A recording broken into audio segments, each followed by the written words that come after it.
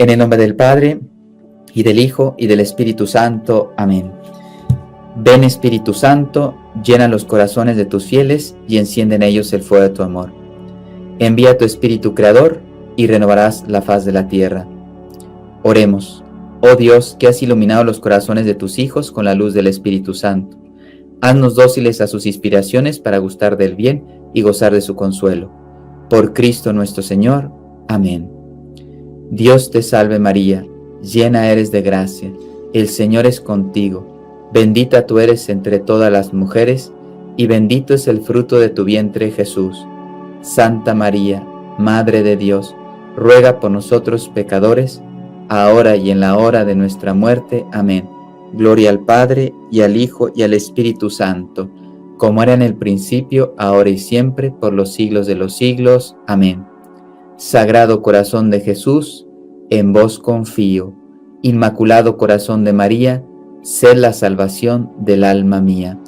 Los santos Francisco y Jacinta Marto, rogad por nosotros. En nombre del Padre, del Hijo y del Espíritu Santo. Amén. Es un tema súper extenso. Solamente quiero dar como un pequeño esbozo, ¿sí? A ver si lo puedo hacer en 20 minutitos máximo, para no llegar a una hora. Y después ya podemos ir profundizando, Padre. A ver, de los 3 casos de nulidad, o 3 aspectos, o 3 ámbitos donde se puede dar la nulidad matrimonial, vamos a fondo. Perfecto, podemos poner ejemplos, etc. Pero ahora lo que quiero es que a ustedes les quede claro el marco de referencia. Porque hay personas que sufren, etcétera, porque maltratos, etcétera. Bueno, 1000 cosas que puede pasar en un matrimonio. Y entonces se hacen esa pregunta: Padre, ¿pero mi matrimonio es nulo o no? Bueno, pues antes de iniciar un proceso, pues sería muy interesante, porque la gente no conoce este aspecto del derecho canónico, sería interesante tener una noción, una idea que me haga pensar, ok, probablemente sí, porque creo que en este punto sí. Yo recuerdo una persona que hemos trabajado mucho apostólicamente, ya tiene una cierta edad, no son jovencitos, y se acaba de casar precisamente porque una persona era viuda, uno de ellos, y la otra anuló su matrimonio. Y yo los conocí casados, pero después se pusieron las cosas muy mal, y se pusieron las cosas muy mal porque había en el fundamento de ese matrimonio algo terrible que no se conocía en ese entonces, y entonces cuando se descubre era una causa de nulidad.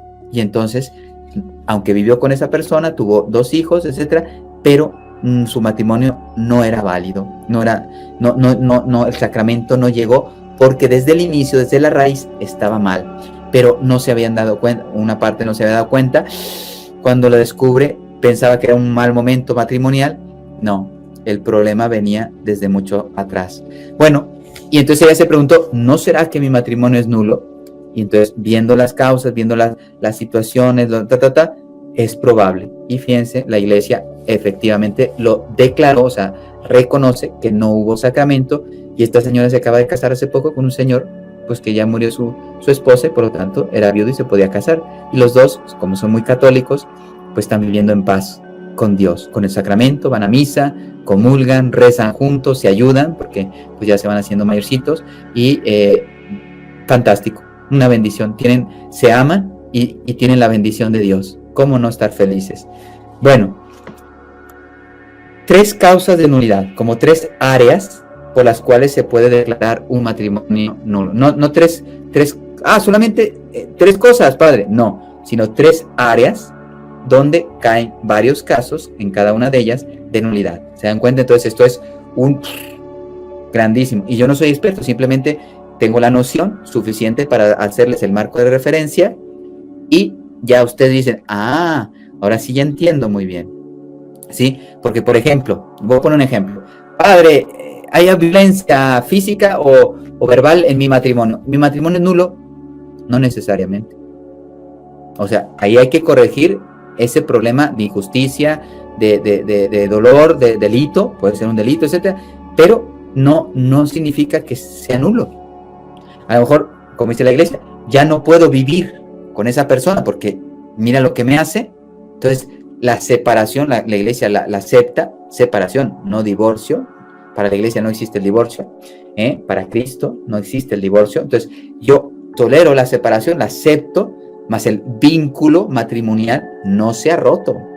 Ah, padre, como ya no estoy con otra persona, con este señor que me hacía daño, o con esta señora que no sé, me insultaba, no sé cuánto, ¿ya me puedo casar? No. Mientras yo tenga el vínculo con Dios sacramental, aunque no viva con esa persona, no puedo casarme y no puedo estar en otra relación, porque delante de Dios estoy casado. Fíjense, los ateos dicen, a mí tu Dios me importa un pepino, dirán, ¿no? Como dicen los italianos, no me importa nada. No. Si nosotros queremos ir al cielo precisamente haciendo la voluntad de Dios, ¿qué tengo que hacer? Cumplir la voluntad de Dios. Entonces, si Dios me dice, tú estás casada para mí o casado, no te puedes relacionar con otra persona, porque si no entras en un pecado habitual y ahí pues pierdes la comunión, pierdes la gracia, etcétera. Y sí, puedes hacer humanamente lo que quieras, pero estás arriesgando grandemente tu salvación. Y eso, aquí yo le digo a la gente, mira, aquí puedes hacer lo que quieras. Yo soy libre, ahora puedo salirme a una cantina y tomar las copas que yo quiera y a lo mejor hasta escondidas y nadie sabe. Claro, pero las consecuencias de ese mal tienen repercusión eterna, no solamente en esta vida. Aquí nadie lo sabe, no tengo bien cubiertito mis pecados. Sí, pero Dios sí lo sabe. Y recuerda que el que te va a dar la entrada o no al cielo se llama Jesucristo en el juicio final particular, ¿no? Entonces, Él te dirá, sí, hijo, te mereces o no la vida eterna conmigo, o no, ¿no? Porque tú realmente me ofendiste, no me amaste, no seguiste mi voluntad y por lo tanto no entras.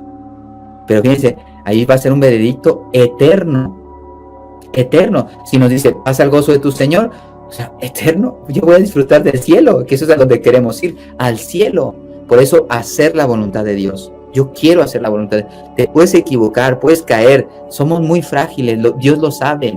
Por eso mandó a Jesucristo a salvarnos. Pero a pesar de esa fragilidad, yo quiero caminar en la voluntad de Dios. Y esto me va a ayudar a entender dónde está la voluntad de Dios, ¿sí? Bueno, entonces, 3 áreas por las cuales, y después hay casos en cada una de ellas, por las cuales se manifiesta nulo un matrimonio, que son por defecto de forma, por defecto o con impedimento, y con vicio de consentimiento. O sea, defecto de forma, que no se cumplió lo que debería hacerse, dentro del matrimonio, celebrado con algún impedimento personal, etcétera, de situación que yo vivo, que yo tengo en mi vida o mutua, y con el consentimiento. Si no es libre, etcétera, puede ser que haya ahí una nulidad. ¿Se dan cuenta? Yo este tema les aseguro que les va a encantar a la mayoría de los que están escuchando esto, aunque no lo hayan preguntado a ustedes, porque les aseguro que nadie conoce esto. Ni sacerdotes a veces conocemos con esta claridad que la iglesia presenta las causas de nulidad, ¿no? Entonces, ya ahí dices, oye, mi matrimonio fue celebrado en la iglesia, con el párroco, todo bien, la papelera, tal. Entonces, mi matrimonio no puede ser nulo por eso, porque lo celebramos como pide la iglesia católica. Entonces, ya en esa área no me encuentro. Después, y así, uno podría ver, oye, es que sí, mira, ¿no será que pum, pum, pum, pum, pum? Yo recuerdo que me dijo, me hizo, descubrí que me mintió en cálculo. Pues una mentirijilla del traje verde y que era comprado y lo alquiló. Pues es una mentira. Y eso hacen un matrimonio, se pone un ejemplo tonto. Pues no. Es que me dijo que el traje era suyo, pero lo fue a rentar, a alquilar, y no era, yo pensaba que era un millonario y no era millonario, y el traje era alquilado. ¿Es nulo mi matrimonio? No, lo que me es una bofetada porque me mintió, y que se vaya a confesar, pero estoy casada con él, el sacramento se realizó, pero hay mentiras o ocultamientos graves que sí hacen nulo un matrimonio. Ahora van a salir. Bueno, vamos rápido, no voy a tratar todos los casos, pero vamos, los defectos de forma, o sea, que no se cumpla lo que la iglesia prescribe para que se realice. Solamente los voy a mencionar, como les digo, no me puedo extender. El derecho canónico inclusive pues va, ustedes saben, como cualquier legislación, o sea, esto es así, pero después tiene relación con este número, el derecho canónico, con aquel, entonces para leerte este número tú tienes que leer otros 5 números y ahora sí entiendes el sentido de este número, ¿no? Pues no vamos a hacer esto porque aquí no es una clase de derecho canónico, aquí simplemente es un panorama para comprender en mi situación, en una situación que yo veo, si yo puedo colaborar y decir, oye, ¿no será que tu matrimonio es nulo? Inténtalo, porque escuchando al Padre, parece ser que lo que dice la iglesia, tú estás en alguna de estas situaciones de la iglesia. Entonces pregunta, oye, y a lo mejor eso a ella le da paz, a él o a ella, depende de quién esté padeciendo, porque dice, es que yo estoy sufriendo y yo quiero ser fiel a Dios, quiero cumplir la voluntad de Dios, pero entonces yo estoy casada o yo estoy casado, yo no quiero fallarle a mi mujer, a Dios, perdón, porque me falle la mujer, porque me falle el hombre. Y entonces, no, hijo, es que si demuestra la iglesia que fue nulo, que no recibiste el sacramento, la voluntad de Dios es que no estés con esa persona. Fíjense qué importante. Entonces, nulidad de formas. Antes había muchos abusos de forma. Bueno, no me voy a meter en la historia de eso, que el derecho sí lo toma. La forma ordinaria del sacramento. Primero hay que entender qué es lo que pide la iglesia y luego después si lo cumplió o no. Mira, y está escrito, no hay que inventarse nada. Dice, para que sean válidos, tiene que ser ante el ordinario del lugar o el párroco. Puede ser el obispo, puede ser el párroco, o yo, por ejemplo, que soy misionero, el párroco me delega a mí, porque yo soy sacerdote, por lo tanto puedo ser representante de la iglesia en un matrimonio, pero yo no tengo parroquia. Entonces me invitan a celebrar una boda en una parroquia, y el que es ordinario del lugar, que es el párroco, me dice, esa boda la delego a este sacerdote. Y entonces es válido, porque fue celebrado delante de un sacerdote, un ordinario, que puede ser sacerdote o diácono. Bueno, entonces, o el que tenga la delega. Y ante dos testigos de ese matrimonio, y cuando se hace el papeleo, el sacerdote entrevista a la pareja y a los testigos para, con este derecho canónico, descubrir que no haya nada. Siempre puede pasar algo, pero al menos de parte de la iglesia, en ese proceso de matrimonio, de formalizar un matrimonio, pues tratará de cerciorarse lo mejor posible para que no haya un error de las tres áreas: de impedimento, de consentimiento y de forma. Bueno, después, y este consentimiento tiene que ser el ordinario, lo recibe en nombre de la iglesia. Los que se casan son los cónyuges, ahora no vamos a hablar del sacramento del matrimonio, pero se casan ellos, son los ministros de este sacramento, más sin embargo tiene que estar presente el ordinario, que puede ser diácono o sacerdote, para recibir ese consentimiento en nombre de la iglesia. Es muy importante, ¿sí? Solamente así es válido. Hay algunos casos, la forma extraordinaria, que es en peligro de muerte, etcétera, a lo mejor, o yo, imagínate que soy el único sacerdote en 2000 kilómetros, ¿no? Voy a poner un ejemplo exagerado para entender el sentido, ¿no? De la forma extraordinaria. Y yo me estoy muriendo de cáncer y no hay otro sacerdote. Y no me puedo ni levantar, no puedo ni hablar. Entonces no se va a casar nadie. Pues dice la iglesia, se puede casar. Dice, si hay alguien que no sea competente conforme al derecho para asistir al matrimonio o no se puede acudir, estoy en la cama muriéndome, a él sin grave dificultad, no me puedo mover, quienes pretenden contraer verdadero matrimonio según Dios, pueden hacerlo válida y lícitamente, estando presentes solo los dos testigos. Como es extraordinaria, ¿en qué condiciones, padre? En peligro de muerte o cuando verdaderamente esta situación en menos de un mes no se arregla. El padre se está muriendo y nos van a mandar un misionero en no sé dónde, en África, lo que sea, nos van a mandar en medio año. Y yo quiero casarme con esta persona delante de Dios. Matrimonio válidamente. ¿Se dan cuenta? Es así la única forma extraordinaria de casarse. Pero fuera de eso, tiene que ser el ordinario, que representa a la Iglesia Católica, dos testigos y los contrayentes, que ahora vamos a hablar del consentimiento. Bueno, si no se asiste el sacerdote, pues no es válido. Puede haber alguna excepción, como la forma extraordinaria, etcétera, que no las vamos a hablar todas. Matrimonio por procurador nulo, también existe el matrimonio por procurador. Imagínate que está en la cárcel, etcétera, se puede casar, pero igual no me voy a meter en estos detalles porque habría que leer cada número y cada inciso, y eso sería gravosísimo. Pero también puede haber procuradores, pero si el procurador es nulo por la situación que dice el derecho, este no puede ser procurador, pues es nulo. Aunque se cumplió la forma externa, por decirlo así, pero este no podría ser procurador del matrimonio. ¿Sí? Sí, pueden ser nulos si no están los testigos, son nulos si no hay testigos del matrimonio. ¿Por qué? Porque en la historia ha habido muchos abusos con matrimonios por intereses de los reinos y todo eso que tú conoces de la historia, y entonces las pobres mujeres las manipulaban, las casaban, etcétera, y aquí la iglesia ni se enteraba. ¿Para qué? Para quedarme con el dinero, para hacer una estrategia, unir los reinos y atacar al otro reino que me cae mal, etcétera. Y entonces se jugaba mucho con el matrimonio, o sea, querían jugar con Dios. Y entonces dijo, 2 testigos y el representante de la iglesia. Ahora sí, ya no puedes jugar. Bueno, los impedimentos. Vamos un poquito rápido. Hay algunos impedimentos. Son 3 áreas, forma, impedimentos y consentimiento. ¿Cuáles son los impedimentos? El primero puede ser de edad. Un chico de 16 años para abajo no puede casarse por la iglesia. Una chica de 14 para abajo no puede casarse por la iglesia. Ese es un impedimento. Fíjense, es clarísimo la edad. Pero después otros ya son un poquito más que es de estudios, demostrarlo, etcétera, etcétera. Impedimento de impotencia antecedente y perpetuo. O sea, yo no puedo procrear. Y a lo mejor lo sé porque me operaron de no sé cuánto y me dijeron, padre, usted, bueno, mi padre no. Señor, usted no va a poder tener hijos jamás, etcétera. Usted es impotente porque le hemos operado y hemos visto su cuerpo, estamos operando no sé qué cosa y hemos visto que usted no va a poder. Y lo sé, y no se lo digo a la persona que se va a casar. Eso sería porque la persona puede aceptar la persona así, ¿ok? Ya desde antemano sé que esto es así, porque recuerden que los 2 grandes pilares del matrimonio son la unión entre el hombre y la mujer y la procreación y educación de los hijos. Y yo diría santificación también, porque a veces se nos olvida que los hijos son para llevarlos al cielo. Pero bueno, entonces, ¿se dan cuenta? Esos son los 2 grandes bienes del matrimonio, los 2 grandes pilares. Entonces, si de la procreación se sabe que no se va a procrear y se esconde, puede ser causa de nulidad. Sí lo sabía.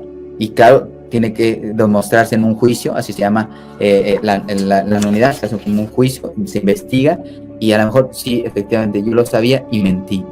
Pues es un impedimento.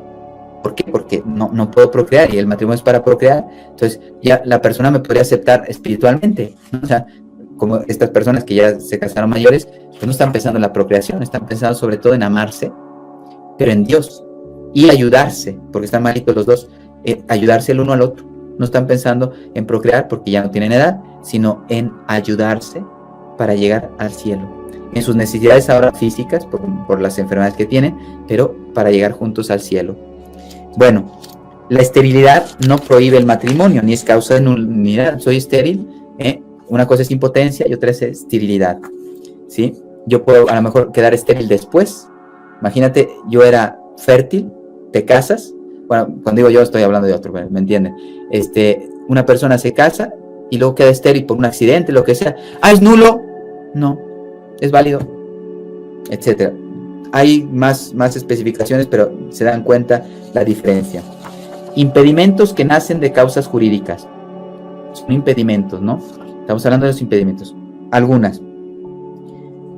Si alguien está casado antes y es válido, delante de la iglesia no se puede casar. Por eso les digo, es que estamos separados desde hace 25 años, 30 años que no sé nada de ella. ¿Me puedo casar? No, porque el vínculo es válido. Delante de Dios es válido.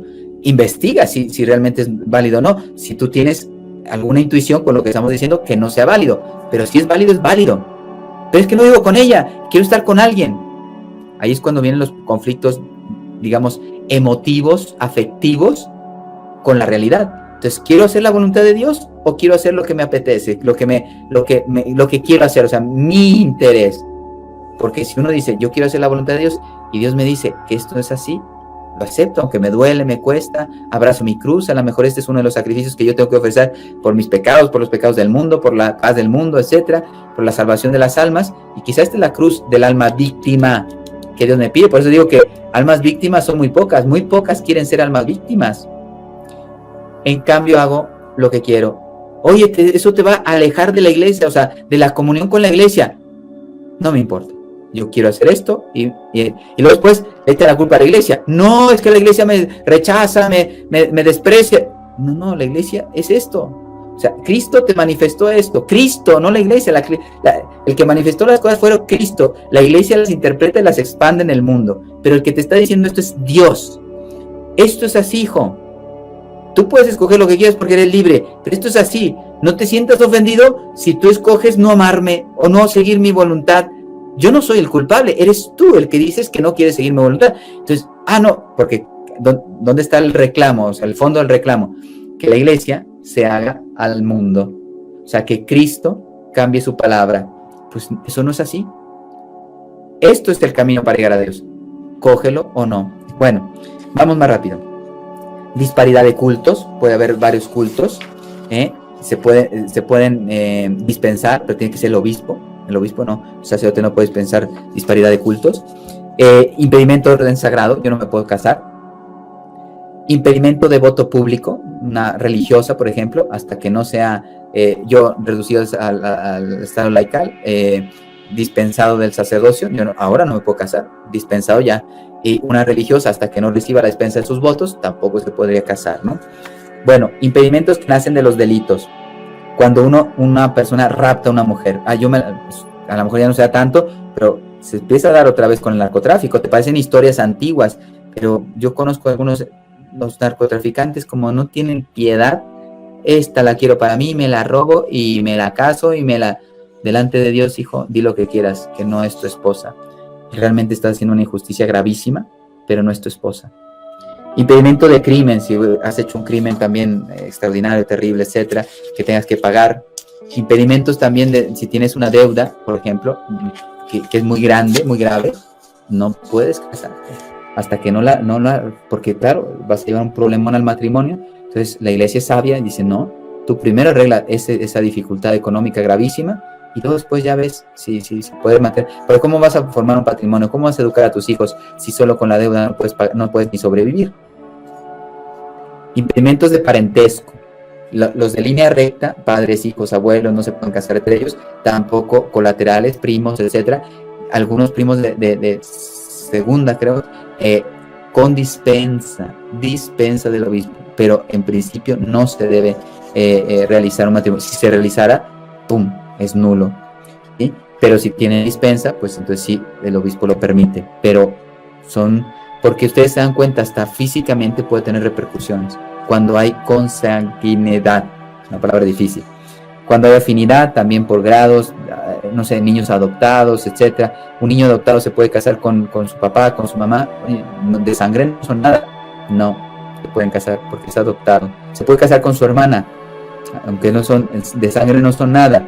No, porque pertenece a esa familia, etcétera. Bueno, todo esto lo explica con mucha más detalle, ¿no?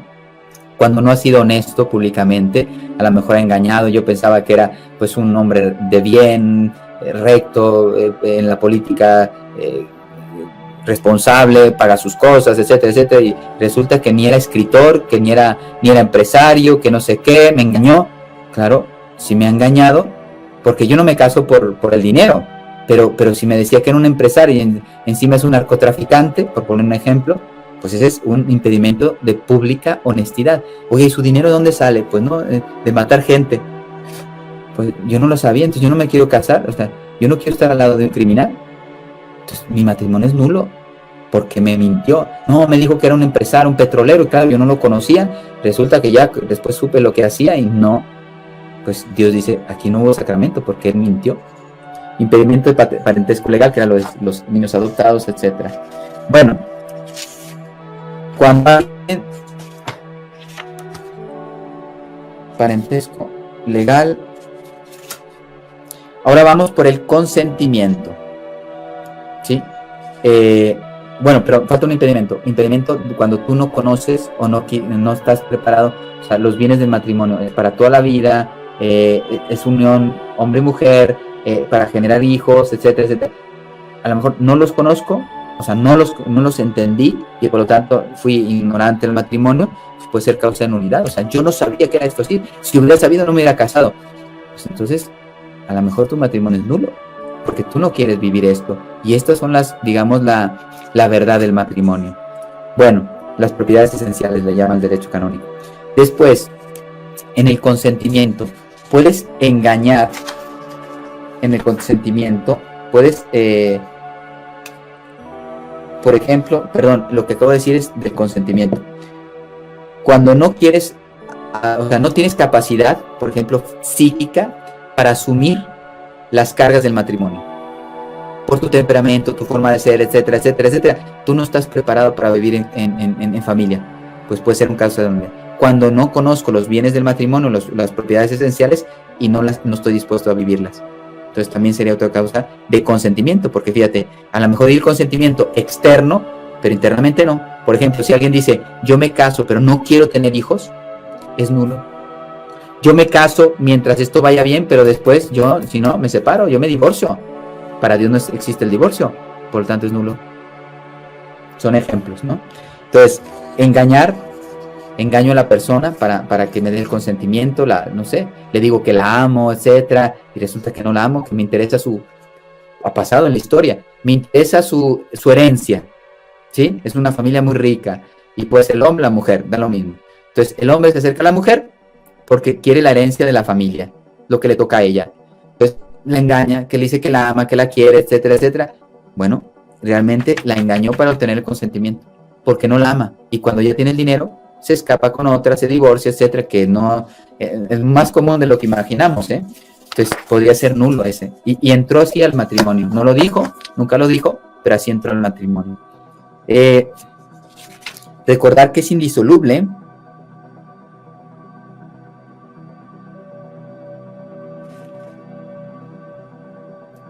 Un error en el consentimiento, o sea, se dan cuenta que hay que descubrir, externamente yo puedo decir los consentimientos. Yo te acepto a ti, fulana de tal, como esposa o esposo, pero hay que demostrar que la falta, el error está aquí, en la voluntad, no en lo que dije. Porque a lo mejor dije una mentira, y es muy difícil después, si la persona no quiere ser honesta, aunque los hechos lo van demostrando, pero no quiere ser honesta, pues es muy difícil comprobar. O sea, usted se casó no deseando hijos, y a lo mejor no lo quiere decir, pero después le dijo, oye, aquí no hay familia, ¿eh? Y claro, ¿cómo te entras al matrimonio sin deseo de familia? Bueno, son algunos ejemplos. Yo creo que con esto hemos terminado, ¿sí? Que Dios bendiga, el Señor esté con ustedes y con tu espíritu. La bendición de Dios Todopoderoso, Padre, Hijo y Espíritu Santo, descienda sobre ustedes y permanezca para siempre. Amén. Gracias. Santo día.